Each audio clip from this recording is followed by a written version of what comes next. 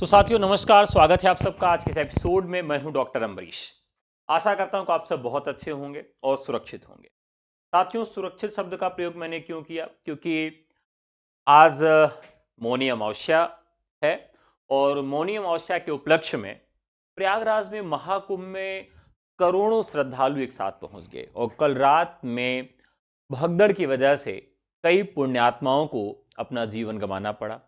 उन सभी पुण्यात्माओं को ईश्वर अपने श्री चरणों में जगह दे और जो भी श्रद्धालु स्नानार्थी उसमें घायल हुए हैं, मैं उनके शीघ्र स्वस्थ होने की कामना और ईश्वर से प्रार्थना करता हूं। साथियों, अगर आपको प्रयागराज में आयोजित हो रहे महाकुंभ में शिरकत करनी है, जाना है, स्नान करना है पुण्य के लिए, तो बड़े स्नान पर्वों पर जाने से बचें। साथ में रोगी आपके कोई है या कोई वृद्धजन है या कोई बच्चा है तो उसको ले जाने से बचें। और बच्चों को घुमाना है, वृद्धों को स्नान कराना है तो बड़े स्नान पर्वों को छोड़कर ही ले जाएं। तो आप भी सुरक्षित रहें और अपने पूरे परिवार को भी सुरक्षित रखें और जो भी लोग जा रहे हैं उनको भी आगाह करके भेजें, क्योंकि आज की जो घटना है बहुत दर्द विदारक है और सुबह से ही वो दृश्य आंखों से नहीं उतर रहा है, नहीं ओझल हो रहा है। तो साथियों, चलिए आज की इस कक्षा की शुरुआत करते हैं। एक बार जितने लोग भी आए हैं वो लाइक कर दें, जिससे आप सबकी हाजिरी लग जाए कि हाँ भाई आप लोग आ चुके हैं और क्लास शुरू हो।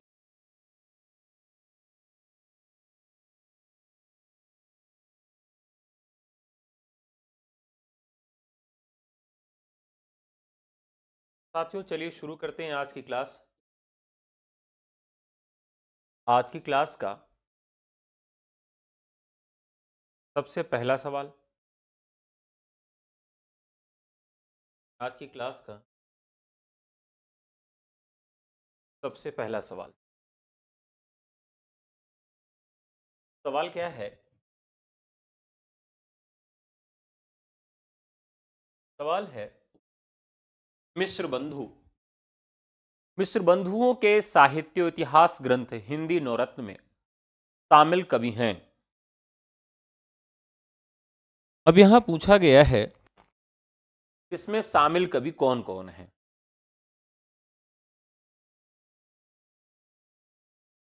तुलसी, सूरदास, देव, बिहारी और एक इसका ई ऑप्शन भी है। इनमें से सभी। चलिए फटाफट जवाब दीजिए तो आगे बढ़ें। मिश्र बंधुओं के साहित्य इतिहास ग्रंथ में हिंदी नवरत्न में शामिल कवि हैं तुलसी, सूरदास, देव या बिहारी।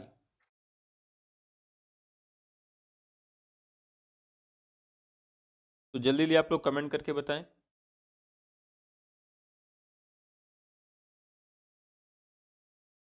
अब यहां पर ये जो इतिहास ग्रंथ है इसमें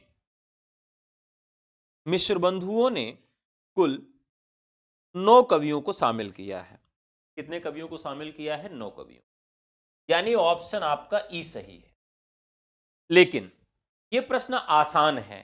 कुछ लोग कहते हैं कि सर आप बहुत धीमा पढ़ाते हैं, तो आपको देखिए कि ये प्रश्न तो परीक्षा में पूछा गया है तो रिपीटेड क्वेश्चन हो सकता है। लेकिन अब मैं आपको जो बताने जा रहा हूं वो निश्चित तौर पर आपको नई चीज मिलेगी। क्या मिलेगी? बृहत्त्रयी, मध्यत्रयी और लघुत्रयी। बृहत्त्रयी,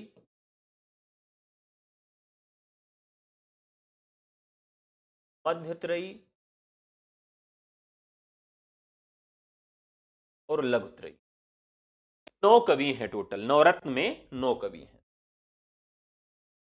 अब हिंदी नवरत्न में ये 9 कवि हैं, तो प्रश्न ये पूछेगा कि हिंदी नवरत्न में कौन से कवि बृहत्त्रयी में आते हैं, हिंदी नवरत्न में कौन से कवि बृहत्त्रयी में आते हैं और हिंदी नवरत्न में कौन से कवि लघुत्रयी में आते हैं। यह प्रश्न आपसे पूछा जा सकता है। साथियों, अगर आप DSSB, UP, TGT, PGT, LT grade, GIC प्रवक्ता, assistant professor, GDC, BPSC tier 4 की कक्षाओं को लेना चाहते हैं, हिंदी का न्यू बैच अगर आप लेना चाहते हैं, नए बैच से जुड़ना चाहते हैं, तो आप व्हाट्सएप करके हमसे जुड़ सकते हैं। हमारा नंबर है 9628959237। इस नंबर पर आपको केवल व्हाट्सएप करना है। अगर आप यूजीसी नेट हिंदी का भी बैच लेना चाहते हैं तब भी व्हाट्सएप कर लीजिए। तो बृहत्त्रयी में कौन कौन से कवि आएंगे? तो बृहत्त्रयी में साथियों ये 3 कवि आएंगे आपके, तुलसी सूर देव। कौन कौन आएगा? तुलसी सूर और देव, ये 3 कवि आपके बृहत्त्रयी में आते हैं। बिहारी भूषण और केशव, बिहारी भूषण और केशव, ये आपके मध्यत्रयी में आते हैं। मतिराम चंद बरदाई, मतिराम चंद बरदाई और भारतेंदु, ये जो कवि हैं यह लघुत्रयी में आते हैं। अब ये आप जरूर याद रखिएगा, ये तीनों फैक्ट परीक्षा के दृष्टिकोण से बहुत महत्वपूर्ण है। यानी बृहत्त्रयी में तुलसी सूर देव, मध्यत्रयी में बिहारी भूषण केशव और लघुत्रयी में मतिराम चंद बरदाई और भारतेंदु, ये 3 कवियों की श्रेणी है। ठीक है, अब यहां पर इसे हमें कैसे याद करना होगा? इसे हमें कैसे याद करना होगा? देखिए, देव को बड़ा कवि मानते थे, बिहारी जो है वो देव को बड़ा कवि मानते थे, इसलिए बृहत्त्रयी में उनको रखा गया है। सूर और तुलसी 2 बड़े कवि थे ही भक्ति काल के, और देव को वो महाकवि मानते थे जो कि वो रीति काल के थे, इसलिए उनको वो बृहत्त्रयी में रखते हैं। बिहारी भूषण और केशवदास को मध्यत्रयी में, और छोटे कवियों में यानी मतिराम चंद बरदाई और भारतेंदु को लघुत्रयी में रखते हैं। कैसे याद रखेंगे? तो यहां पर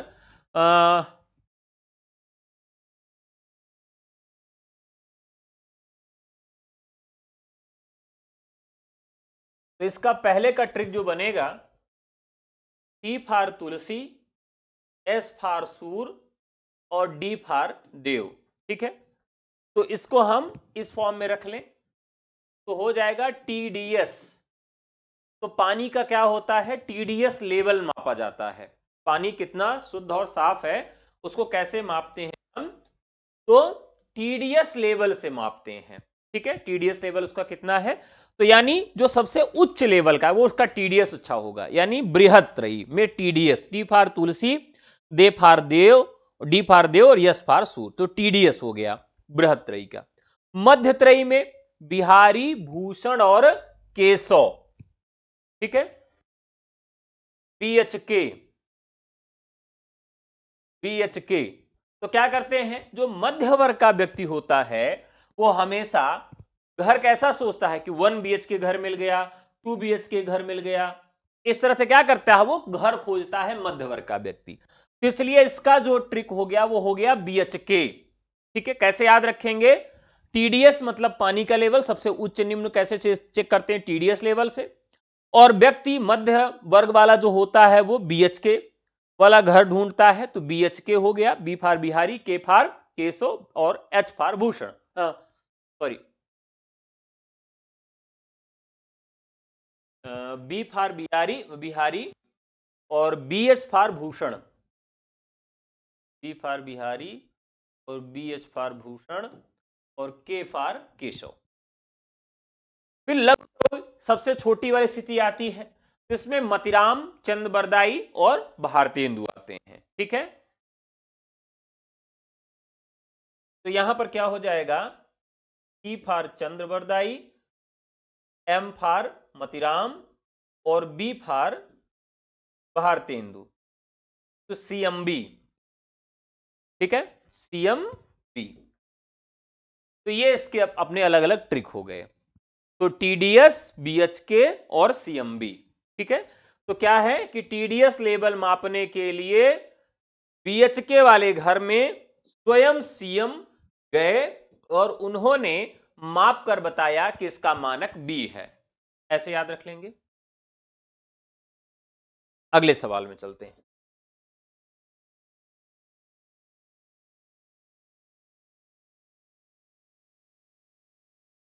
अगला सवाल है, ब्रजभाषा में श्रृंगारी कवियों की परंपरा में इन्हें अंतिम प्रसिद्ध कवि समझना चाहिए। आचार्य रामचंद्र शुक्ल का यह कथन किसके संबंध में है? यानी अंतिम श्रृंगारी प्रसिद्ध कवि रामचंद्र शुक्ल किसको मानते हैं? अंतिम प्रसिद्ध श्रृंगारी कवि रामचंद्र शुक्ल किसको? ये सवाल है। तो यहां पर ऑप्शंस हैं द्विजदेव, देव, चिंतामणि और कोई नहीं।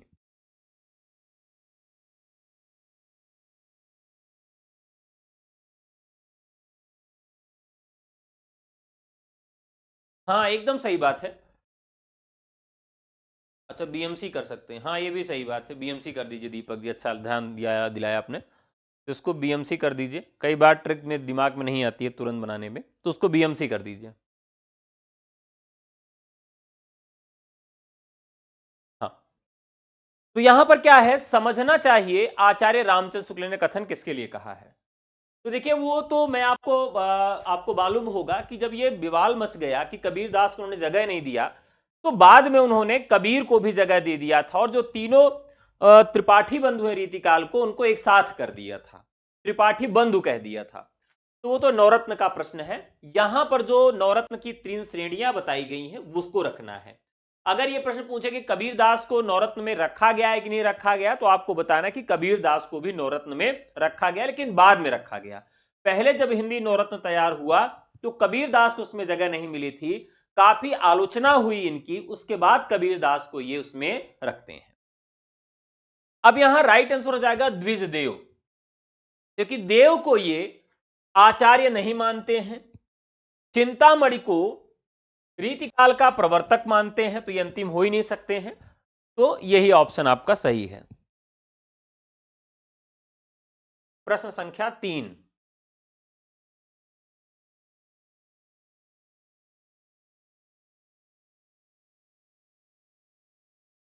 प्रश्न संख्या 3 क्या है कि रीतिकालीन कवि भूषण की कविता का मुख्य संवेदनात्मक स्वर क्या है? रीतिकालीन कवि भूषण की कविता का मुख्य स्वर क्या है? तो मुख्य स्वर अगर देखें तो प्रशस्ति परक, यानी वीर रसपूर्ण रचनाएं लिखते हैं, प्रशस्ति लिखते हैं, श्रृंगार रस का वर्णन करते हैं, वीर रस का, या फिर कृष्ण भक्ति का वर्णन करते हैं। तो इसका राइट आंसर हो जाएगा प्रशस्ति परक या वीर रसपूर्ण। तो भूषण को हम वीर रस के कवि के रूप में जानते हैं, हिंदुओं के प्रतिनिधि कवि के रूप में जानते हैं। तो राइट आंसर हो जाएगा प्रशस्ति परक या वीर रस पूर्ण। प्रश्न संख्या 4।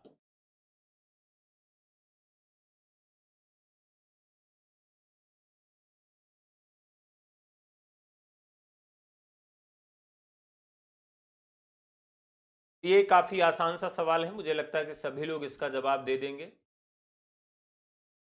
प्रश्न पूछा गया है, शिवराज भूषण शिव बावनी छत्रसाल दशक ग्रंथ के रचनाकार कौन हैं? तो देव, बिहारी, गहनानंद या द्विजदेव, और ई ऑप्शन है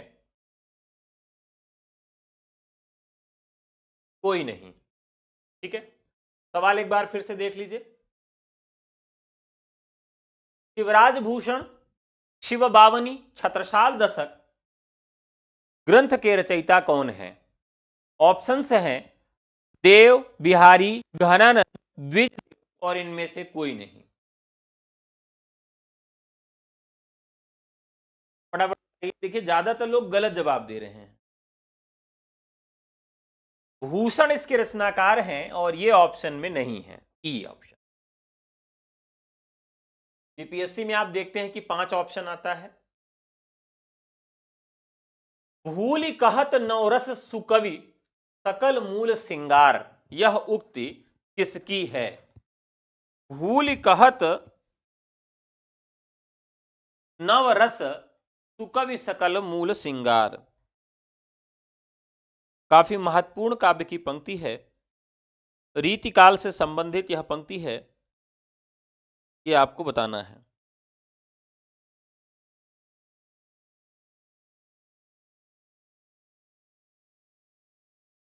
बताइए फटाफट। तो राइट आंसर हो जाएगा भूल कहत नवरस सुकवि सकल मूल सिंगार। तो राइट आंसर हो जाएगा, यह पंक्ति है देव की। ठीक है, चलिए अब हम अगले सवाल पे चलते हैं। कल जहां पे हम लोगों ने बंद किया था वहीं से शुरू करते हैं। तो लिखन बैठी जाकी सब गहि गहि गर्भ गरूर बहन के ते जगत के चतुर चितेरे कूर। इस दोहे में सभी शब्द का अर्थ क्या है? कल ये लास्ट प्रश्न हम लोगों ने किया था। तो यहां पर राइट आंसर हो जाएगा चित्र, नायिका के समान चित्र। ठीक है, तो राइट आंसर हो जाएगा इसका क्या? देव। यहां तक कल हम लोगों ने सवाल कर लिया था। अगला प्रश्न लेते हैं 26 नंबर का। गीत संग्रह के रचनाकार कौन है? सवाल है कि गीत संग्रह के रचनाकार कौन है?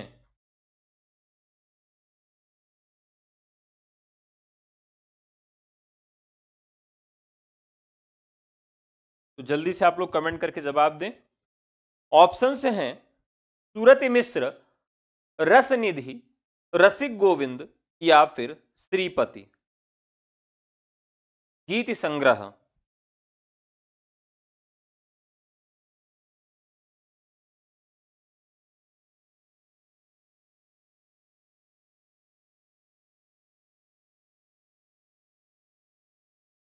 चलिए, एक लास्ट प्रश्न कल हम लोगों ने छोड़ दिया था आप लोगों के लिए कि रीतिकाल के कवियों को अनुक्रम में लगाइए, जिसका सही जवाब जो है वह आ चुका है। जितने लोगों ने भी कमेंट करके जवाब दिया उनका बहुत धन्यवाद। तो राइट आंसर होगा रसनिधि। और रसनिधि का वास्तविक नाम क्या था? इनका वास्तविक नाम था पृथ्वी सिंह। ठीक है, तो रसनिधि का अगर वास्तविक नाम पूछे तो रसनिधि का वास्तविक नाम क्या था? रसनिधि की रचनाएं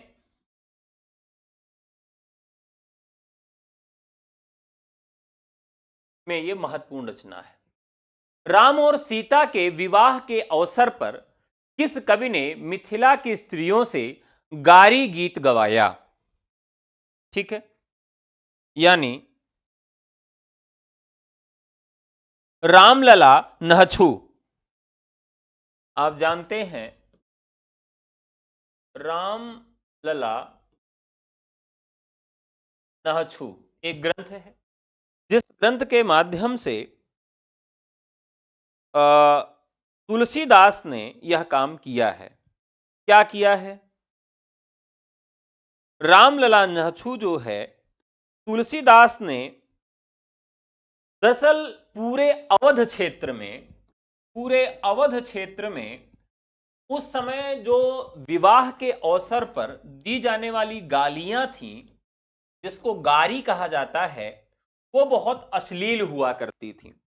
तो उन अश्लील गारियों के स्थान पर तुलसीदास जी ने प्रयास किया कि उसकी अश्लीलता को समाप्त किया जाए और उसे सांस्कृतिक जामा पहनाया जाए। इसलिए उन्होंने एक रचना लिखी जिसका नाम था रामलला नहछू। क्या है? कोटिनी बाजन बजैहा दशरथ के गृहवा हो, और देवलोक सब देखई आनंद अति हो, और नगर सुहावन लागत बरनी न जातई हो, और कौशल्या के हर्षन हृदय समातई हो। अब इसको आप अलग अलग धुन में गा सकते हैं, अलग अलग तरीके से गा सकते हैं। और तो इस तरीके से ये रचना, अब इसमें ध्यान रखिएगा, तो राइट आंसर क्या हो जाएगा? विवाह गारी गीत के लिए तुलसीदास ने रचनाएं लिखी हैं। अगला सवाल है, राजनीतिक रूप से रीतिकाल मुगलों के शासन के वैभव के रूप में कैसा काल रहा है? तो राजनीतिक वैभव के रूप में,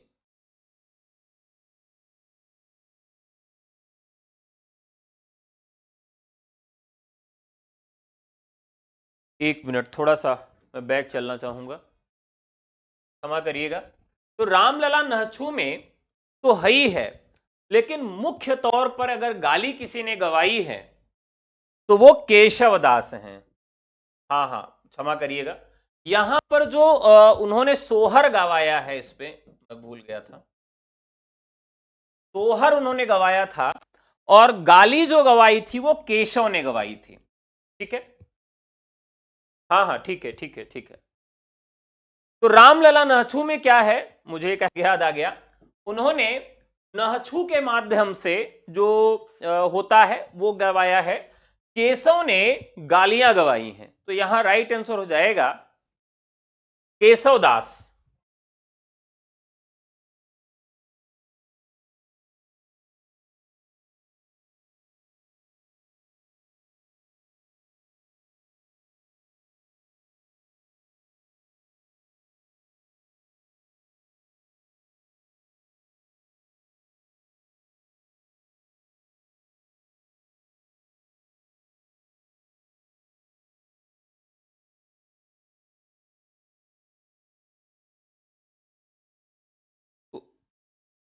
तुलसीदास ने किस रचना में गाली गीत लिखा है?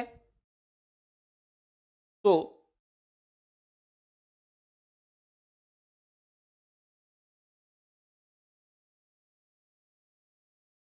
अब ये यहां पर जो उन्होंने लिखा है तुलसीदास ने, वो आ, नहछू गीत है वो, ठीक है।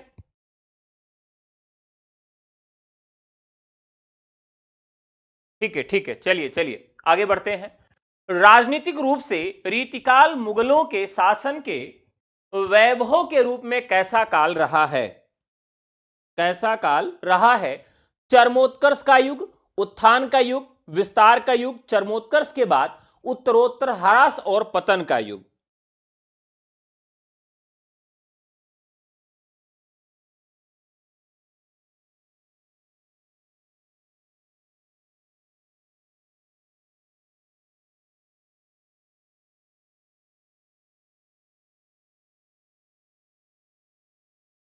ठीक है,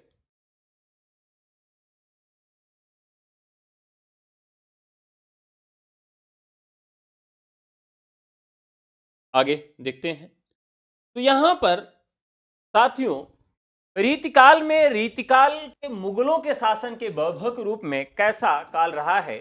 तो चरमोत्कर्ष के बाद, चरमोत्कर्ष के बाद उत्तरोत्तर ह्रास और पतन का युग रहा है। क्यों ऐसा रहा है? क्योंकि जो सामंती युग था मुख्य तौर पर वह समाप्त हुआ हो रहा था, क्योंकि अंग्रेजों का भी भारत में आगमन हो रहा था या हो चुका था, और जो बड़े बड़े राजा थे उनके राजवाड़े टूट रहे थे। रीतिकाल में छोटे छोटे जमींदार और सामंतों का राज आ चुका था, केंद्रीय सत्ता कहीं न कहीं वह टूट चुकी थी। इस तरीके से चरमोत्कर्ष के बाद उत्तरोत्तर ह्रास और पतन का युग इस रूप में से हम देख सकते हैं।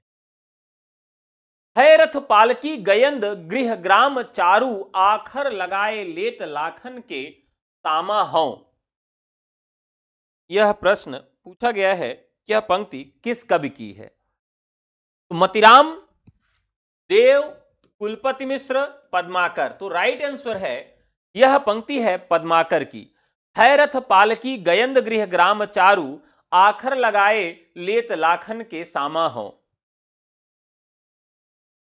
सावन आवन हेरी सखी, मन भावन आवन चोप बिसेखी, छाए कहूं घन आनंद जान, सम्हार की ठौर ले भूलन लेखी, और बूंदे लागे सब अंग दगे, उल्टी गति आपने पापिन पेखी, पौन सो जागति आग, सुन ही पैते लागति आंखन देखी। इस सवैया में बिरहणी नायिका की किस मन स्थिति का चित्रण किया गया है? सावन आवन हेरी सखी, मन भावन आवन चोप बिसेखी, ओ छाए कहूं घन आनंद जान, ओ सम्हारी की ठोर ले भूलन लेखी, ओ बुंद लगे सब अंग दगे, उल्टी गति आपने पापिन पेखी, ओ पौन सो जगाती आगी, ओ सुनी है पैते लागतियां खनी देखी। यहां पर पुलक, मार्मिक स्थिति, रोमांच और संकोच। तो संकोच तो साथियों है ही नहीं है, पूरे रीतिकाल में नायिकाओं के यहां संकोच नहीं मिलता। रोमांचित तो होती ही नहीं है, और यहां पुलक भी नहीं रही है। उसकी मार्मिक स्थिति का वर्णन है। कैसी मन है? बूंदे लागे सब अंग दगे। मतलब जब विरह की अवस्था है तो उसमें एक बूंद भी क्या करती, बड़ी कठोर लगती है, ऐसा लगता है कि जैसे बंदूक की गोली है। तो यहां पर इनकी मार्मिक स्थिति का वर्णन किया गया है। डॉक्टर पीतांबर दत्त वड़थवाल के अनुसार रामचंद्रिका है। देखिए, रामचंद्रिका की साथियों बात अगर करें तो ये कहो बहुत ही महत्वपूर्ण और मार्मिक रचना है रामचंद्रिका। लेकिन कई जगहों पर उन्होंने अपनी मार्मिकता को भुला दिया है, और उससे देखने में यह लगता है कि यह रचना जो है इसमें काव्य हृदय है ही नहीं। तो रामचंद्रिका जो है, अब इसकी कथा कहां से ली गई है? तो हनुमान नाटक से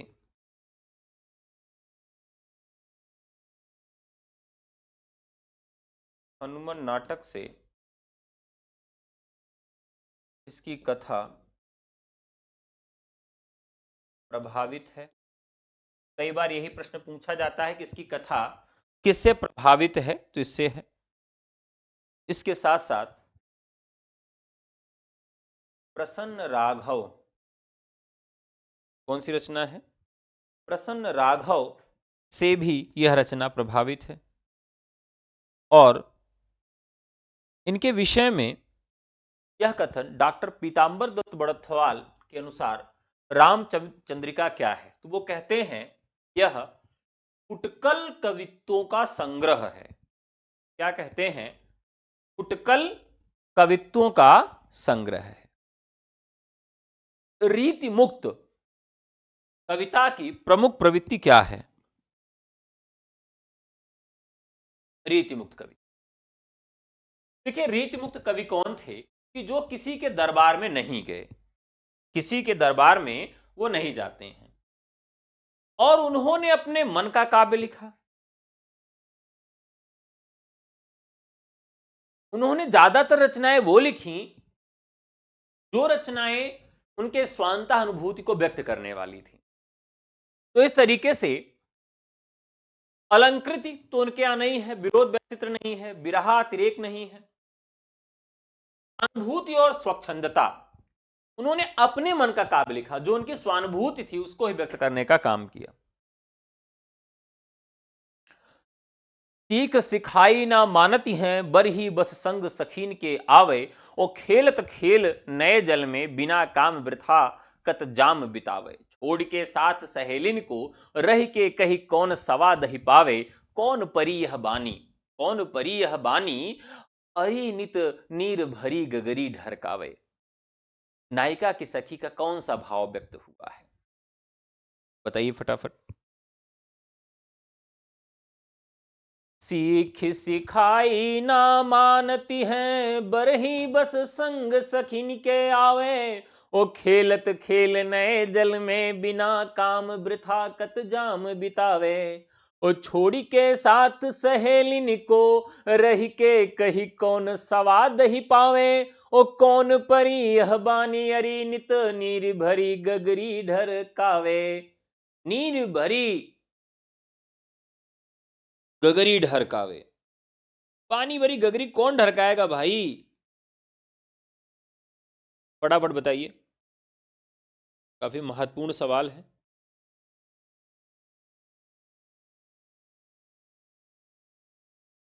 देखिए यहां पर अनुराग है, यानी प्रेम की बात की गई है। अनुराग के अलावा और क्या है?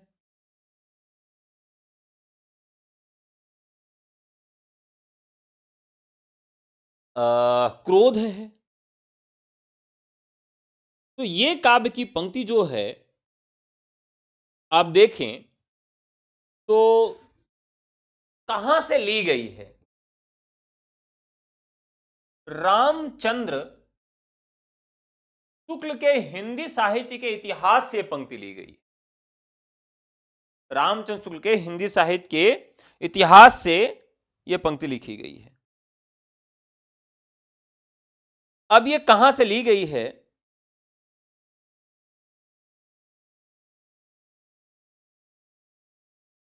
व्यंगार्थ कौमुदी से है, ध्यान रखिएगा। व्यंगार्थ कौमुदी किसकी रचना है? प्रताप शाही की।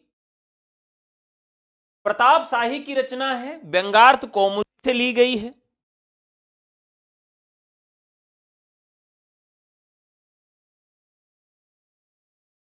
सहृदयों की सामान्य दृष्टि में तो वयासंध की मधुर क्रीड़ावृत्ति का यह परम मनोहर दृश्य है, पर फन में उदास लोगों की आंखों एक और ही ओर पहुंचती हैं। वे इसमें यह व्यंगार्थ निकालते हैं कि घड़े के पानी में अपने नेत्र का प्रतिबिंब देख उसे मछलियों का भ्रम होता है।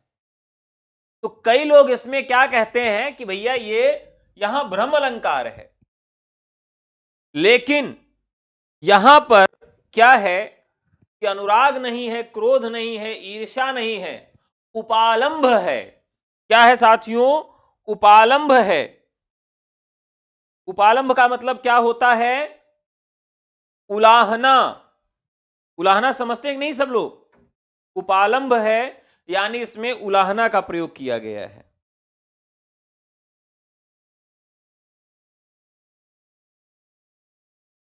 घड़े के पानी में अपने नेत्रों का प्रतिबिंब देखकर उसे मछलियों का भ्रम होता है। इस प्रकार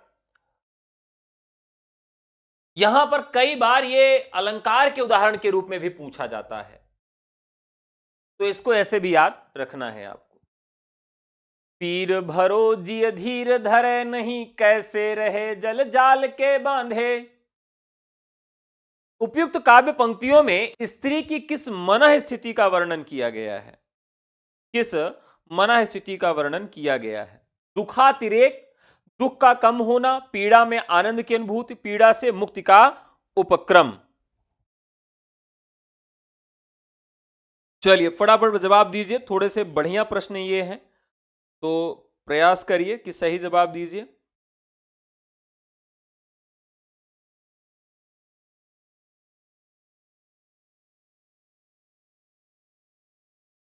अब किसकी पंक्ति है ये? तो ये रचना जो है यह प्रेम सागर है। रचना का नाम क्या है? प्रेम सागर।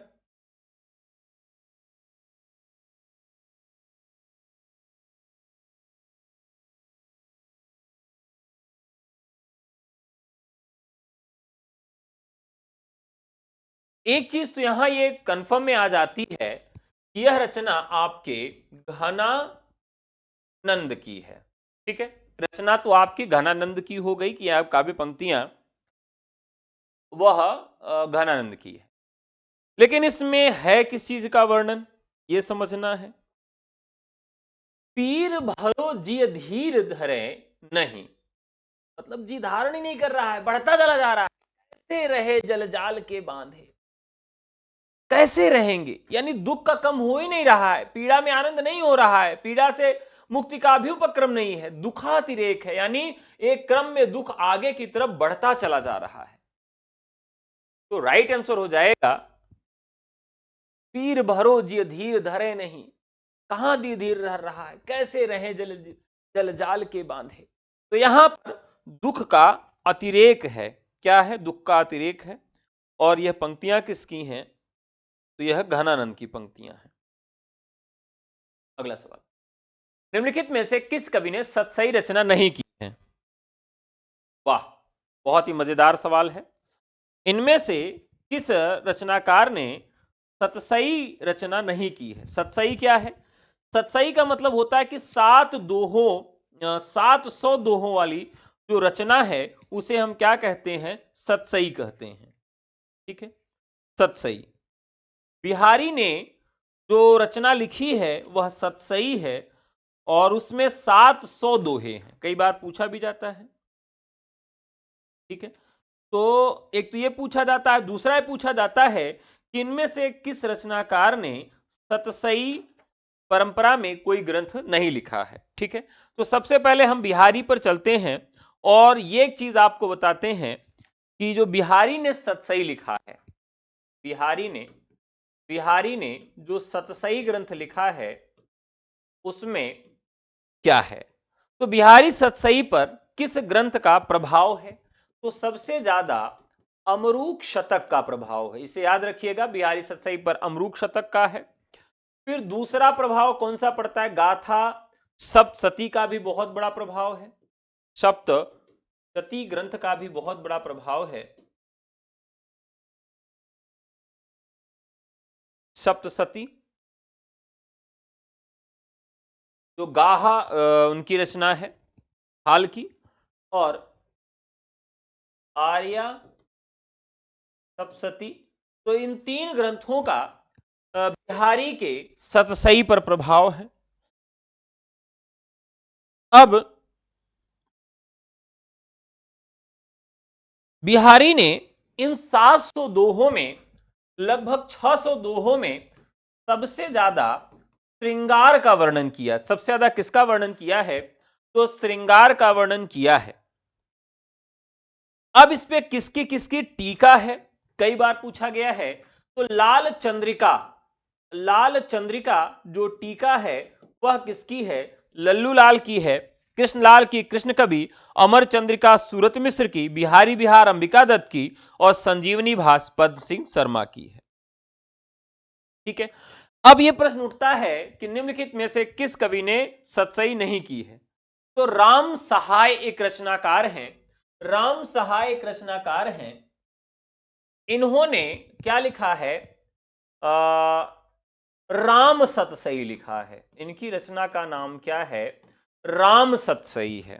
ठीक है,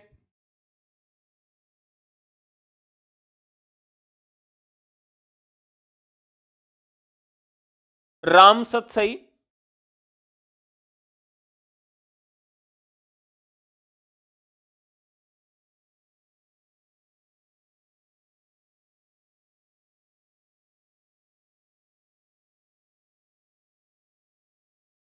चलिए अब बात करते हैं कि इसका राइट आंसर क्या होगा। तो इसमें मतिराम ने भी लिखा है, अमीर दास ने भी लिखा है, लेकिन चिंतामणि ने कोई भी सतसई ग्रंथ नहीं लिखा है।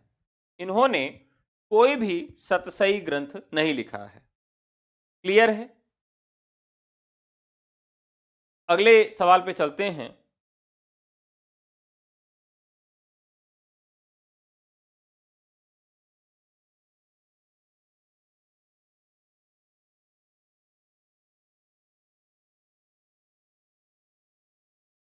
अगला सवाल, कालक्रम की दृष्टि से निम्नलिखित ग्रंथों का सही अनुक्रम बताइए। कालक्रम की दृष्टि से इन रचनाओं का, इन कृतियों का सही अनुक्रम बताइए।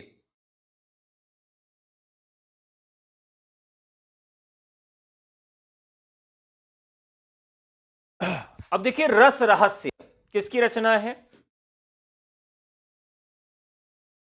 मतीराम की है या किसकी है बताइए,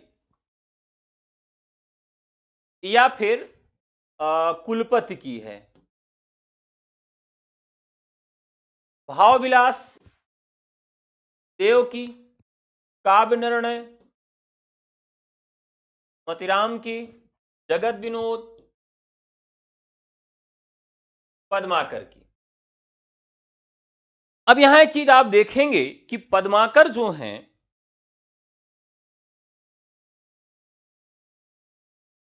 वो सबसे अंत में आते हैं। पद्माकर जो है वो सबसे अंत में आते हैं। अब इन कवियों का अगर हमें अनुक्रम मालूम रहे तो रीतिकाल की इन रचनाओं को हम आसानी से कर सकते हैं। ठीक है, पद्माकर का समय 1753 है, यानी ये 17वीं शताब्दी में है, ये सबसे अंत में आ रहे हैं। मतीराम का समय 1617 है, मतीराम का समय 1617 है। अब बच रहे हैं देव, देव 1673 हैं।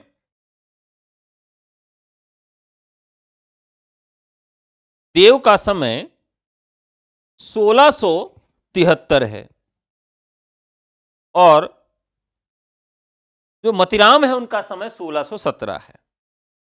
अब बच रहे हैं कुलपति मिश्र। कौन बच रहे हैं? कुलपति मिश्र। एक सवाल मैंने आप लोगों के लिए इसी तरह का छोड़ा था पिछली क्लास में, तो बता देता हूं कि भाई किसने किसने उसका सही जवाब दिया है, क्योंकि लोग बहुत मेहनत से उसका जवाब देते हैं। तो ये आज का क्वेश्चन ऑफ द डे है, इसका जवाब आप सब मुझे देंगे और मैं कल के क्लास में इसका जवाब आप सबको दूंगा।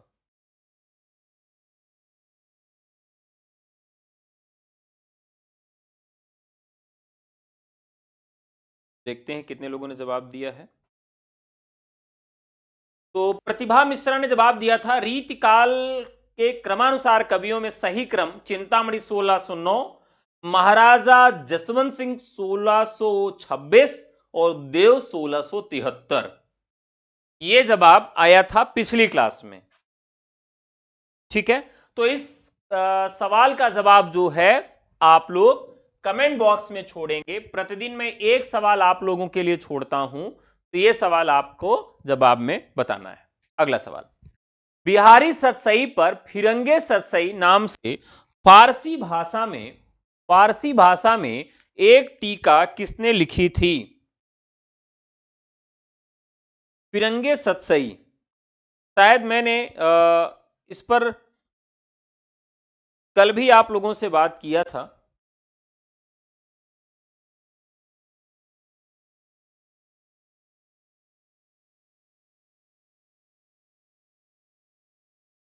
फिरंगे सतसई, तो यहां पर आनंदलाल शर्मा, फिराक गोरखपुरी, अमीर खुसरो, मिर्जा गालिब। तो 37 का बी लोग कह रहे हैं, एकदम सही बात है, आनंदलाल शर्मा। कैसे याद रखेंगे? तो बहुत बार भूल जाता है, तो मैं आपको आज याद करा देता हूं। देखिए, कोई व्यक्ति बहुत आनंद में रहेगा, ठीक है, वो लाल रंग का कपड़ा पहनेगा। और लाल रंग का कपड़ा कौन पहनते थे? तो भारत में जो फिरंगी होते थे, यानी अंग्रेजों को हम क्या कहते थे? फिरंगी कहते थे। तो फिरंगी की टोपियों का रंग कैसा होता था? लाल होता था। तो फिरंगी की टोपियों का रंग कैसा होता था? लाल होता था। लाल टोपी ही वहां से एक नाम पड़ा। तो फिरंगे सतसई यानी आनंदीलाल शर्मा, इस तरह से याद कर लेंगे।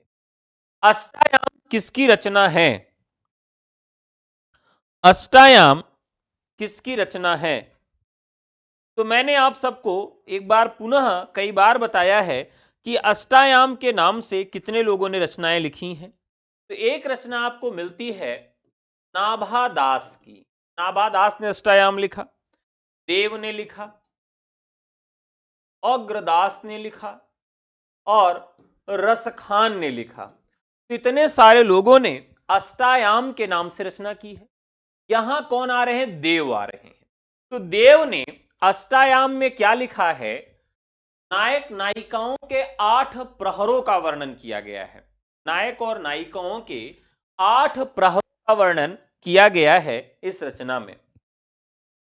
भूषण को, कवि भूषण की उपाधि किसने प्रदान की थी? भूषण को, कवि भूषण की उपाधि किसने प्रदान की थी?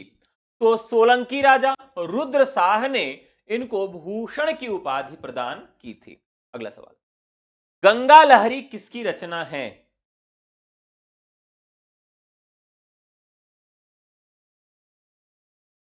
गंगा लहरी किसकी रचना है?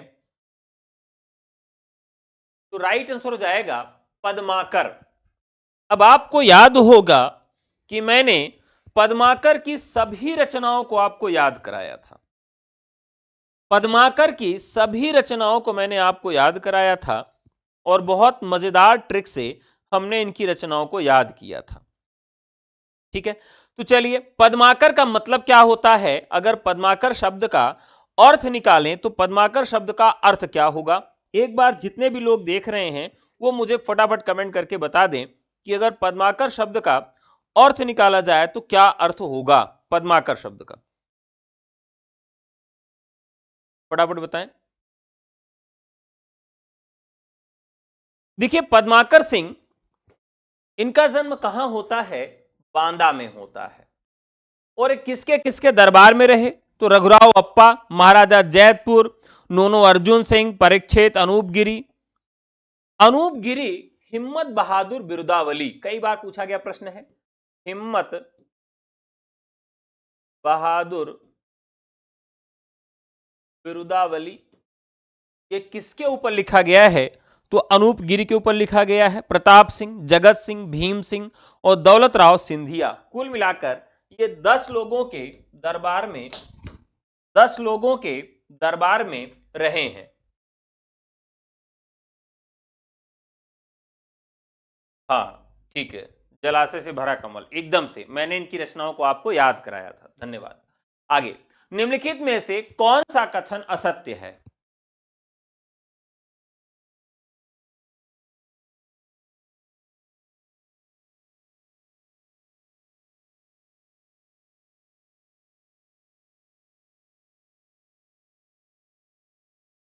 निम्नलिखित में कौन सा कथन असत्य है? रीतिबद्ध धारा के कवियों ने लक्षण ग्रंथों की रचना की, ठीक है, की है। रीतिबद्ध धारा के कवियों को आचार्य कहा जाता है, ठीक है, कहा जाता है। बिहारी रीतिसिद्ध धारा के प्रतिनिधि कवि हैं, ठीक है। केशव रीतिमुक्त धारा के कवि हैं, तो केशव रीतिमुक्त धारा के कवि न होकर घनानंद, बोधा, आलम, ठाकुर और विजयदेव इत्यादि हैं, तो राइट आंसर हो जाएगा डी। आचार्य रामचंद्र शुक्ल ने रीतिकाल प्रवर्तक किसे माना है? ये आप जानते हैं, चिंतामणि को माना है। नगेंद्र ने केशवदास को माना है। विश्वनाथ प्रसाद मिश्र ने। रीतिकाल की विशेषताओं के संदर्भ में निम्नलिखित में से एक विशेषता गलत है, उस विशेषता का चयन कीजिए। कौन सी विशेषता गलत है?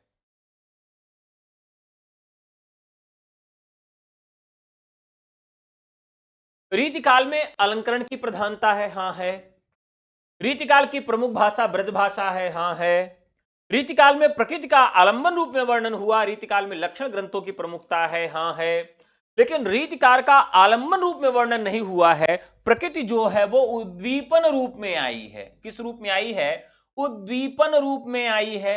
यानी जहां पर भी प्रकृति का वर्णन है वो रस को उद्दीप्त करने के लिए हुआ है। किस प्रकार से हुआ है? रस को उद्दीप्त करने के लिए हर जगह इसका वर्णन हुआ है, यही आपको याद करना है। मैंने कई बार इस प्रश्न को बताया भी है। तो आलंबन रूप में ना होकर रीतिकाल में इसका वर्णन उद्दीपन रूप में हुआ है। जिन जिन देखें वे कुसुम गई, तो बीती बहार, अबोली रही गुलाब में अपत कटीली डार। यह दोहा किस प्रसिद्ध कवि का है? देखिए, 600 दोहे उन्होंने श्रृंगार पर लिखे हैं। और ऐसे कवि कौन है? आपके बिहारी। विरह वारिस किसकी रचना है? विरह वारिश। देखिए मैंने आपको बताया था विरह की वारिश क्या होती है, विरह की वारिश का हमें बोध होता है। ठीक है, विरह की वारिश का हमें क्या होता है, बोध होता है। और इसी तरह से एक और रचना है, किसकी है, विरह की बारिश का हमें क्या होता है साथियों, बोध होता है। और अब जैसे एक रचना इन्हीं की एकदम मिलती जुलती है, घनानंद की, विरह लता, क्या नाम है बताइए। इससे मिलती जुलती रचना का नाम घनानंद की कौन सी रचना है, घनानंद की वह कौन सी रचना है जिसका नाम विरह वारिस से एकदम मिलता जुलता है, बताइए कौन सी रचना है जिसका नाम इससे एकदम मिलता जुलता है।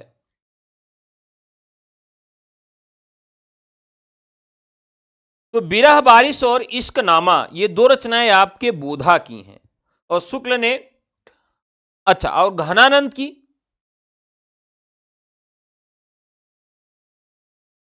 विरह लता। चलिए मैं बताता हूं, सुजान सार उनकी रचना है, याद रखिएगा, इश्क लता उनकी रचना है, इनकी विरह वारिश है उनकी रचना है विरह लीला। उनकी रचना का नाम क्या है, विरह लीला है। वियोग बेली, योग बेली रचना का नाम है घनानंद के। कोकसार कृपानंद रसकेली वल्ली और यमुना यस। तो विरह की वारिश का हमें बोध होता है और विरह की लीला बहुत घनी होती है, वियोग की बेली बहुत घनी होती है, इश्क की लता बहुत घनी होती है। ठीक है, सुजान सार या सागर भी इसका नाम मिलता है। तो यह रचना किसकी हो जाती है, यह रचना आपके घनानंद की हो जाती है। अगला सवाल, भाषा भूषण के रचनाकार कौन हैं,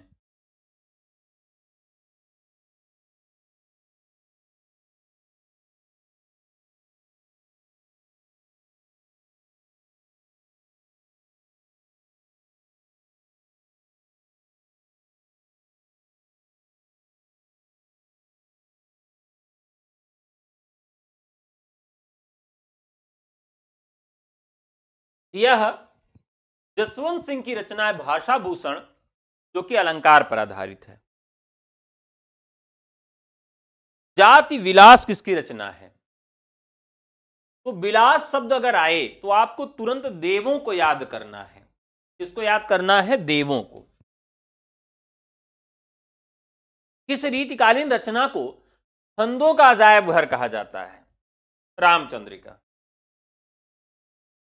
सीख लीनो मीन मृग खंजन कमल नैन, और सीख लीनो जस और प्रताप को कहानो है।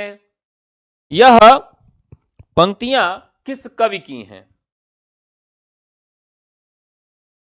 सीख लीनो मीन मृग खंजन कमल। तो बहुत महत्वपूर्ण पंक्तियां हैं।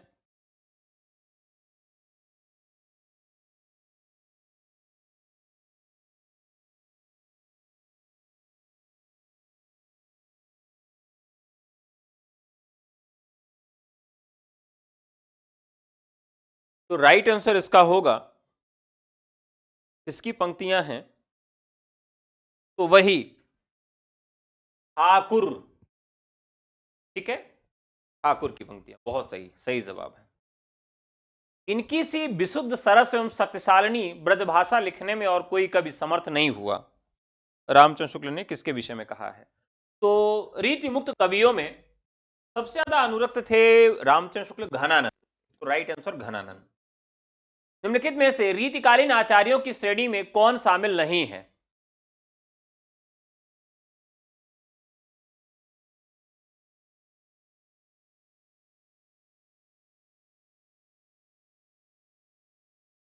तो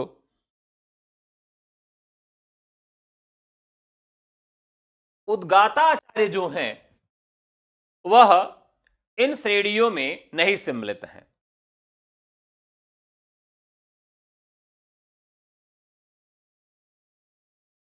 तो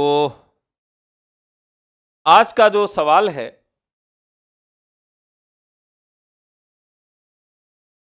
खत्म होता है। ठीक है, कैसे लगे आज के प्रश्न कमेंट करके आप बताइए। कल पुनः आप सबका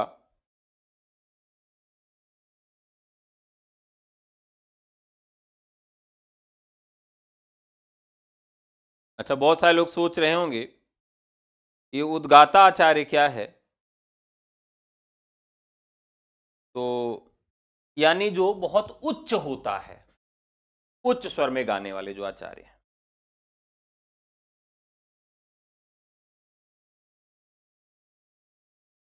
क्लास जल्दी ना खत्म किया करें, लोग लगातार कहते हैं कि सर जल्दी जल्दी पढ़ाया करें, जल्दी जल्दी पढ़ाया करें, इस वजह से क्लास को जल्दी खत्म कर देना पड़ता है। ठीक है, तो चलिए कल थोड़ा सा और बड़े महत्वपूर्ण और कठिन प्रश्नों के साथ फिर से उपस्थित होंगे। पढ़ते रहिए, मस्त रहिए, और हमारे नए बैचेस से जुड़ना चाहते हैं तो व्हाट्सएप करिए। व्हाट्सएप किस नंबर पर करना है? 9628 95 92 37 GSSB UP TGT PGT LT grade GIC प्रवक्ता असिस्टेंट प्रोफेसर या बीपीएससी टीयर 4। ठीक है, 12 तक क्लास पढ़ाएं, हमको कोई दिक्कत नहीं। आप ही लोग कहने लगते हैं नींद आने लगी है सर, जल्दी जल्दी पढ़ाइए, आप लोग ही कहने लगते हैं, बाकी हमको कोई दिक्कत। चलिए कल मिलते हैं, धन्यवाद, शुभ रात्रि।